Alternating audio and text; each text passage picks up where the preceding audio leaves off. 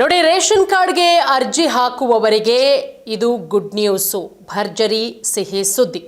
ನೀವು ಬೇಗ ಅರ್ಜಿಗಳನ್ನು ಹಾಕಬಹುದು. ಒಂದಷ್ಟು ಪಡಿತರ ಚೀಟಿಯಲ್ಲಿ ತಿದ್ದುಪಡಿ ಆಗಬೇಕು, ಒಂದಷ್ಟು ಬದಲಾವಣೆಗಳಾಗಬೇಕು, ಹೆಸರು ಬದಲಾವಣೆ ಆಗಬೇಕು, ಒಂದಷ್ಟು ಹೆಸರುಗಳನ್ನು ಸೇರಿಸಬೇಕು, ಒಂದಷ್ಟು ಹೆಸರುಗಳನ್ನು ತೆಗೆದುಹಾಕಬೇಕು, ಅದಾದಮೇಲೆ ಅಡ್ರೆಸ್ ಚೇಂಜ್ ಮಾಡಬೇಕು. ಈ ರೀತಿ ಚೇಂಜಸ್ಗಳು ಬದಲಾವಣೆಗಳಿದ್ರೆ ಖಂಡಿತ ನಿಮಗೆ ಇದು ಗುಡ್ ನ್ಯೂಸ್, ಸಿಹಿ ಸುದ್ದಿ. ಪ್ರಮುಖ ದಾಖಲೆಗಳಲ್ಲಿ ಪಡಿತರ ಚೀಟಿ ಕೂಡ ಒಂದು. ಎಲ್ಲೋದ್ರೂ ಕೂಡ ರೇಷನ್ ಕಾರ್ಡ್ ಕೇಳ್ತಾರೆ. ರೇಷನ್ ಕಾರ್ಡ್ ಇದೆಯಾ, BPL ಕಾರ್ಡ್ ಇದೆಯಾ, ನಿಮಗೆ APL ಕಾರ್ಡ್ ಇದೆಯಾ, ಕೊಡಿ. ಯಾಕಂದರೆ ಕೆಲವೊಂದಿಷ್ಟು ಕಡೆ ಅದು ಮ್ಯಾಂಡೇಟ್ರಿ ಇರಲೇಬೇಕು. ಬರೀ ರೇಷನ್ ಕಾರ್ಡನ್ನು ನಾವು ರೇಷನ್ ಪಡೆಯೋದಕ್ಕಷ್ಟೇ ಅಲ್ಲ, ಯಾವುದೇ ಸರ್ಕಾರಿ ಸೌಲಭ್ಯಗಳನ್ನು ಪಡಿಬೇಕು, ಯಾವುದೇ ಸರ್ಕಾರಿ ಸೌಲಭ್ಯಗಳಿಗೆ ನಾವು ಅರ್ಜಿ ಹಾಕಬೇಕು ಅಂತ ಹೇಳಿದ್ರೆ ರೇಷನ್ ಕಾರ್ಡು ಬೇಕಾಗುತ್ತೆ. ಇದರಲ್ಲಿ ಯಾವುದೇ ತಪ್ಪುಗಳಿದ್ರೂ ಕೂಡ ಪರಿಗಣನೆಗೆ ತಗೊಳ್ಳಲ್ಲ. ಅವೆಲ್ಲವನ್ನು ಕೂಡ ಸರಿ ಮಾಡಬೇಕಾಗತ್ತೆ. ಈ ಹಿನ್ನೆಲೆಯಲ್ಲಿ ಇದೀಗ ಮತ್ತೆ ಕಾರ್ಡ್ ತಿದ್ದುಪಡಿಗೆ ಅವಕಾಶವನ್ನು ಕಲ್ಪಿಸಿಕೊಡಲಾಗಿದೆ. ಹಾಗಾದರೆ ಏನೆಲ್ಲ ತಿದ್ದುಪಡಿ ಮಾಡಿಸಬಹುದು, ಅದಕ್ಕೆ ಬೇಕಾಗುವಂತಹ ದಾಖಲೆಗಳು ಏನು, ಸಂಪೂರ್ಣವಾದಂಥ ಮಾಹಿತಿ ಇಲ್ಲಿದೆ ನೋಡಿ. ರಾಜ್ಯ ಸರ್ಕಾರ ಪಡಿತರ ಚೀಟಿದಾರರಿಗೆ ಒಂದಷ್ಟು ಶುಭ ಸುದ್ದಿಗಳನ್ನು ಕೊಡ್ತಾ ಇರುತ್ತೆ ಆಗಾಗ.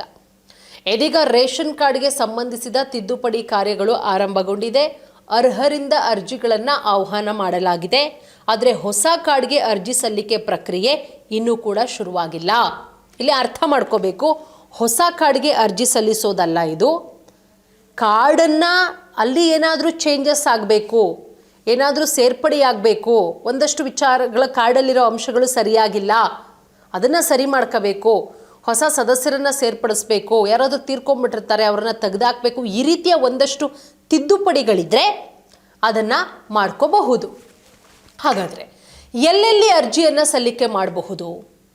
ಕರ್ನಾಟಕವನ್ನು, ಬೆಂಗಳೂರುವನ್ನು, ಗ್ರಾಮವನ್ನು, ಸೈಬರ್ ಸೆಂಟ್ರು ಇಲ್ಲಿ ಹೋಗಿ ನೀವು ಅರ್ಜಿ ಸಲ್ಲಿಸಬಹುದು.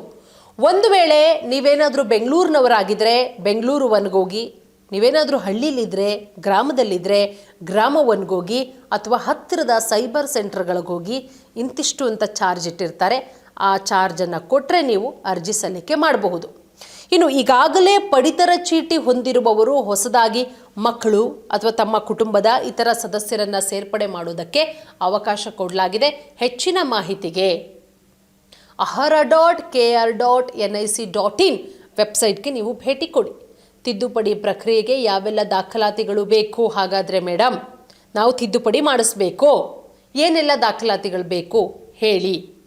ನೋಡಿ, ಹೆಸರು ತಿದ್ದುಪಡಿ, ಏನೆಲ್ಲ ತಿದ್ದುಪಡಿ ಮಾಡಿಸಬಹುದು ಅನ್ನೋದನ್ನು ನಾನು ಫಸ್ಟ್ ಹೇಳ್ತೀನಿ. ಆಮೇಲೆ ಏನೆಲ್ಲ ದಾಖಲಾತಿಗಳು ಬೇಕು ಅನ್ನೋದನ್ನು ಫಸ್ಟ್ ಹೇಳ್ತೀನಿ.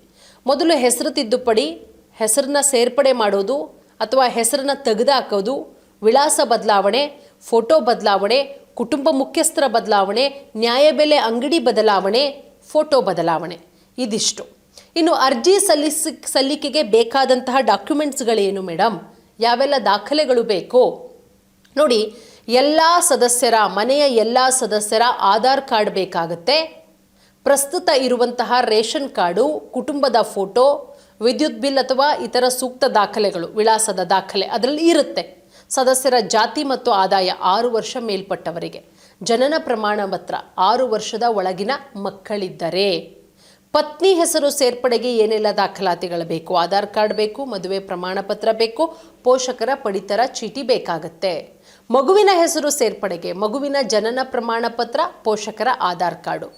ಅರ್ಜಿ ಸಲ್ಲಿಸುವ ವಿಧಾನ ಅಧಿಕೃತ ವೆಬ್ಸೈಟು ಆಗಲೇ ಇದೆ, ahara.kr.nic.in ಆರ್ ಹೋಮ್ಗೆ ಭೇಟಿ ಕೊಟ್ಟು ಮುಖ್ಯ ಪುಟದಲ್ಲಿ ಈ ಸೇವೆಗಳ ಮೇಲೆ ಕ್ಲಿಕ್ ಮಾಡಿ, ತಿದ್ದುಪಡಿ ಅಥವಾ ಹೊಸ ಸೇರ್ಪಡೆಗೆ ವಿನಂತಿ ಆಯ್ಕೆಯನ್ನು ಕ್ಲಿಕ್ ಮಾಡಿ, ಹೊಸ ಪೇಜ್ನ ಫಾರ್ಮ್ಗಳಲ್ಲಿ ಅಗತ್ಯ ಮಾಹಿತಿಯನ್ನು ಭರ್ತಿ ಮಾಡಿ, ಅಗತ್ಯ ದಾಖಲೆಗಳ ಸ್ಕ್ಯಾನ್ ಪ್ರತಿಯನ್ನು ಅಪ್ಲೋಡ್ ಮಾಡಿ ಫಾರ್ಮ್ ಸಲ್ಲಿಸಿ. ಅರ್ಜಿ ಸಲ್ಲಿಕೆ ವೇಳೆ ಎಲ್ಲ ದಾಖಲೆಗಳು ಸರಿಯಾಗಿದ್ದರೆ ನಿಮ್ಮ ಮನೆಗೆ ಅಪ್ಡೇಟ್ ಆಗಿರೋ ಹೊಸ ಪಡಿತರ ಕಾರ್ಡು ಬರುತ್ತೆ. ಇದಿಷ್ಟು ಮಾಡ್ಕೊಂಡ್ರೆ ನೀವು ಪಡಿತರ ಚೀಟಿಯಲ್ಲಿ ಒಂದಷ್ಟು ತಿದ್ದುಪಡಿಗಳಿದ್ದರೆ ಅದನ್ನು ಮಾಡ್ಕೋಬಹುದು.